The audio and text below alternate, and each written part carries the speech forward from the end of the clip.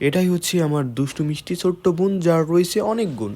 শয়তান ওকে দেখে বলবে ভুল বাসায় চলে আসছে, আমাকে মাফ করে দে বোন। যাই হোক, আদরের ছোট্ট বোন, ওকে অনেক আদর করি। আমরা অনেক দিন পরে বাসায় এসেছি। আমরা বলতে আমি যেই বুড়ির থেকে বড় সেটাও মনে করে না, ভাবে আমি ওর থেকে ছোট। অনেক দিন পরে এসেছি, এই জন্য দুষ্টামি করতেছে। আমার জন্য সে ফুল বানিয়েছে, বলে আমাকে একটা ছবি তুলে দাও। আমি ছবি না তোলার কারণে সে রাগ করে গাল ফুলে বসে আছে। যাই হোক, আমাদের নতুন ঘর দিচ্ছি, এই জন্য আমাকে বললো ভাইয়া তুমি যতদিন ছিলে না ঘরে কী কী হচ্ছে এবং কোথায় কিচেন রুম সব কিছু আমাকে দেখাচ্ছিল। আর রুমের মধ্যে কী কী রয়েছে, মিস্ত্রিরা কেন কাজ করে, সবগুলো আমাকে ঘুরে ঘুরে দেখাচ্ছিল। আগে থেকেই বলে রাখি, এইটা আমার বড় ভাইয়া উঠাচ্ছে, কারণ বড় ভাইয়া সিঙ্গাপুরে থাকে। আমাদের গ্রামের যে বাড়িটা, মানে পাশেই আমাদের অন্য বাড়িটা রয়েছে, এই ঘরটা কমপ্লিট হইতে মনে হয় আরও 2 বছর লাগবে।